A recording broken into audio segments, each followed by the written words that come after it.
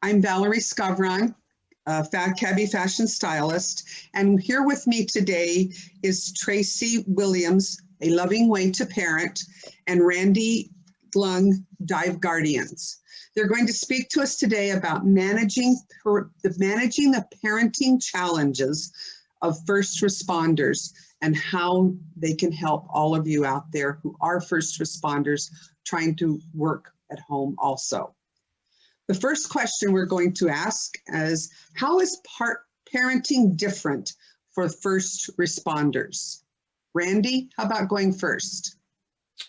Well, first responders, they see a lot and when they're at their job. And the reality is that first responders don't always deal with it, what they see in a healthy manner. And many times that manifests at home. You know, first responders need to have different hats that they wear. So they need to be able to have their hat as the first responder at work, but they need to remember to take it off to when they get home, to be able to come back to reality and just be a regular person and dealing with their family. Yeah, and to add on to that, Randy, thinking of a regular person, first responders are in charge of a lot of things. That's the first thing that pops into my head. And kids don't want to be dictated to necessarily. They want to have conversations. So being able to have that softness when you come in, to be a parent as opposed to an emergency person, is not always easy. But that is one of the things that makes them different. Yeah, that's true. I mean, cops first responders put themselves in a state of what's called hypervigilance throughout their shift. There's a really good book by Dr. Kevin Gilmartin. It's called Emotional Survival for Law Enforcement. And in that book, he talks about hypervigilance. You know, when you put yourself in that state, you're more aware, you're more alert, you're energetic. And first responders and law enforcement in particular, they put themselves in that state all the time, okay? When they're doing vehicle stops or handling calls for service, because it's a dangerous job. So everybody needs that time to decompress. And per Dr. Gilmartin, you know, you have this high of this hypervigilance. Well, for every action, there's an equal and opposite reaction. So then when you're at the end of your shift, when you go home, you're tired and you're isolated and you're detached. And you need that time to decompress to try to get back up in the normal range. You know, most people live in this normal range here every day. First responders are hypervigilant, isolated, detached. And per Dr. Gilmartin, it takes about 18 to 24 hours to get back into that normal range. Well, I don't know anybody. I mean, anybody here or for any first responder that has 18 to 24 hours off between shifts. So it's constantly up and down, up and down. And if you don't take some time to decompress and you go home, you know, kids tend to get ignored sometimes, or, you know, the family structure tends to suffer. Traci, do you have anything to add to that, of where they could possibly correct that just a little bit?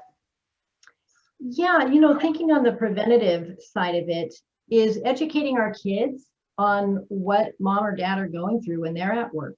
Just letting them know that it's a very stressful job. Of course, it's going to be different for different age children, how much they understand, but it's really good to teach kids how to have compassion, how to have empathy, how to be patient, how to realize that when mom or dad come home, maybe they need a few minutes, 30 minutes, an hour. They need time for transition. They need to be able to come in and get out of what they were in and focus now on home. So even if you have one parent that's home all day and feels like, oh my gosh, you know, the other parent's home, great, now I get a break. You don't want to just hand the kids off to that other parent, because they still have to come down off of their day. And if the parents can communicate and talk about these things and incorporate the kids, like how do you work together as a team to make whatever your circumstances are, how do you make that work together? That's what you want to do, because the kids will need those skills later anyway. And if the parents are fighting over who gets the break, well, that's not going to work. So how can I support you is a great question. And if everybody's asking, how can I support you? Everybody's being supported. Kids are learning how to have relationships in a much healthier way.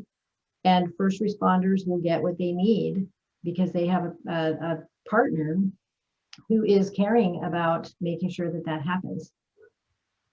Perfect. That sounds really good. Second question. What is a good preventative approach for first responders? Randy, how could they help alleviate the issue at home? You know, in any way that's healthy. So often the stress manifests itself, you know, at home, like we were talking about, and it affects the family. You know, divorce rates aside, who knows what the divorce rates are among first responders, but, you know, marriages sometimes have challenges, and when you're a first responder, you know, with your job and all that, it creates even more challenges. Like so many other threats to the wellness of law enforcement professionals, these challenges are controllable if you ask for help. You know, first responders often don't want to come forward and ask for help. You know, a lot of them suffer from what I like to call the John Wayne syndrome. You know, we're the protectors. We're the ones that aren't supposed to hurt and feel pain or be affected by the things we experience. So how am I to ask for help if I'm the person that's supposed to be helping people? So what they do is they hide it. You know, they don't want to talk about it with their coworkers because of fear that it's going to get out and it can affect their job. Then they don't want to go home and talk about it. So they sometimes fall into an unhealthy way of dealing with it. But if your marriage is on the rocks and your relationship is suffering with your kids, family life coaching is an overlooked and a great investment that people don't realize is out there, and it's just a phone call away. And as far as what we do, we try to use different things to help first responders decompress. Our main thing that we use at Dive Guardians is scuba diving. And scuba diving has been proven to reduce the symptoms of post-traumatic stress and anxiety. So we put them through our program and we teach them to scuba dive, which helps them decompress. Traci, do you have any tips or ideas?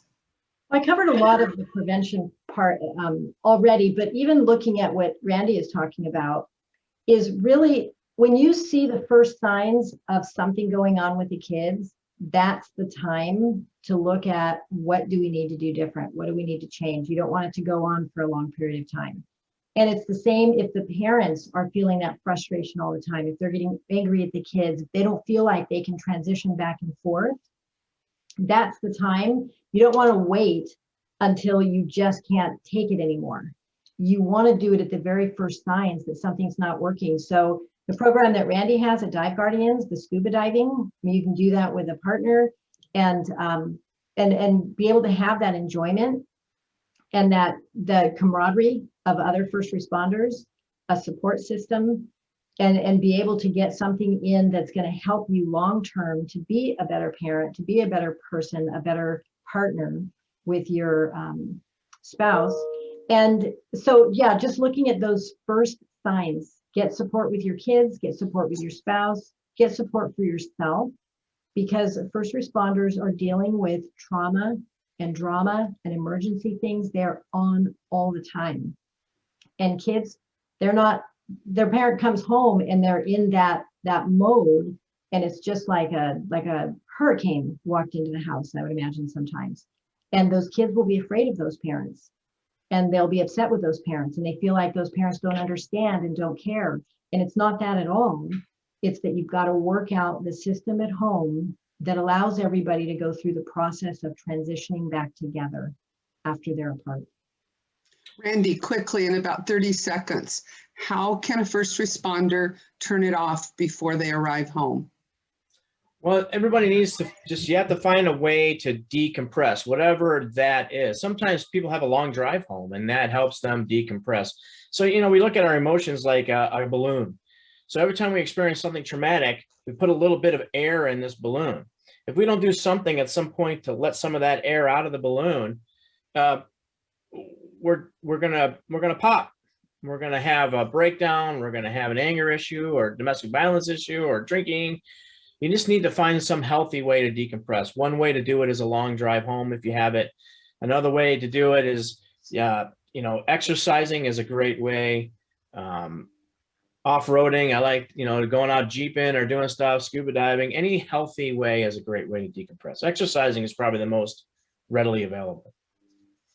Thank you both. I want to remind everybody, Traci Williams is at A Loving Way to Parent, and Randy Lung is at Dive Guardians. And check out all of the Temecula Valley Family Resource Network at TemeculaValleyFamilyResourceNetwork.com. We want to thank you today, Traci and Randy, for giving our first responders some ideas on coping with today's pressures at home. Thank you. Thank you, Val.